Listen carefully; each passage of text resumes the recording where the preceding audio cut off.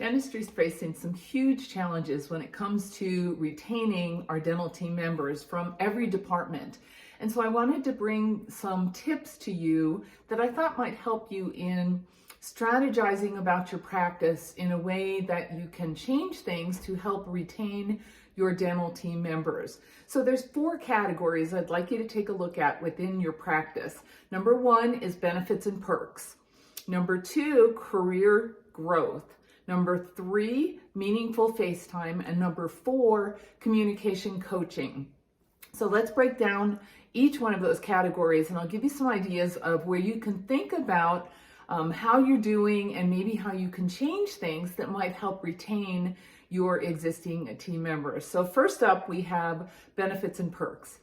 The benefits and perks, the first thing you need to look at, which is a driving factor for everyone, is salary. Are you being competitive with your salaries? And you may think you're paying your employees very well, but you need to look at the national averages. And Dental Posts just came out with their 2022 annual salary survey, and it's for every position within our dental teams. So take a look at that. It's a really nice resource to see where you are and where you might be. Second is educational assistance, right? Everybody wants to grow nowadays and they want to advance within their careers. So are you offering opportunities for the team members to expand their education? The other thing they're looking for is diverse benefits, looking at outside the box of traditional benefits and looking at other things like maybe helping them with daycare assistance or doggy care assistance, giving them some type of flexibility within their benefit program.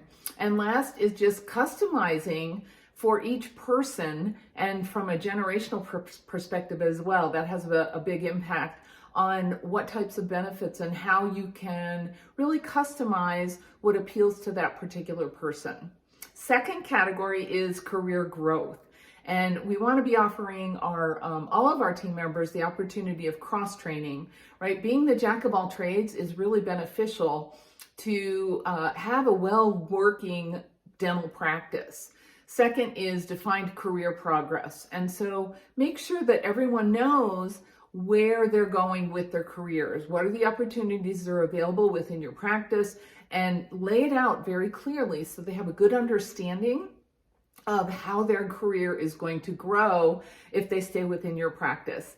Progressive roles and titles, that's very important nowadays as well. So you could have different levels within the same position. So if you have a senior hygienist that's been there for 20 years, a junior hygienist, and maybe an apprentice, come up with unique titles as well and ask the person, what would you like your title to be? Involve them in the decision. And then focus on people's strengths. Growth will occur naturally if people are really focusing on something they're good at and they really enjoy doing it. And it's a great way for you to expand your office opportunities. Third category is having meaningful face time. And this is a big one. One-on-one time with the boss. People feel that if they spend more time with their boss, they are more likely to enjoy their job. They're more likely to have career advancements and to really appreciate the practice that they're working in. Second is give people mentorship. Have each person, when they're hired, go through, they could have several mentors. They could have one mentor, whatever you think is good for them. Utilize bidirectional leadership by focusing on patients or people's strengths and really allowing people to take the lead in a topic where they are very strong in. And last under this category is always provide team building, right? In all different aspects. You can do this in a variety of ways, but constantly be providing team building for them so that they can grow and get to know each other, right? Really important for them to know each other on a social level as well as a professional level. Last category is communication coaching.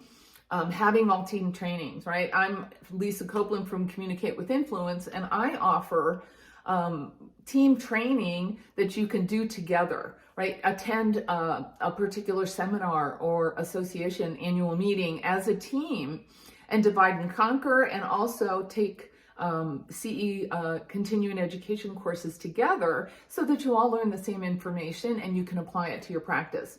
Customize your language skill and your calibrations with each person. Make sure it's generationally specific. Super important for people right now that we are really paying attention to the different generations because they all really respond differently to different generational languages. And that's one of my specialties as well. And then provide an open, safe environment. And I will put a chart into this video so that you have a really nice resource for you to look at in how you can retain your dental team members and give you some ideas to just start looking at things that you could be changing. I'm Lisa Copeland with Communicate with Influence. Thanks for joining me today, and watch for my blog. We're going to dive deeper into this next month when I post my blog. So sign up for that or look for it on my website.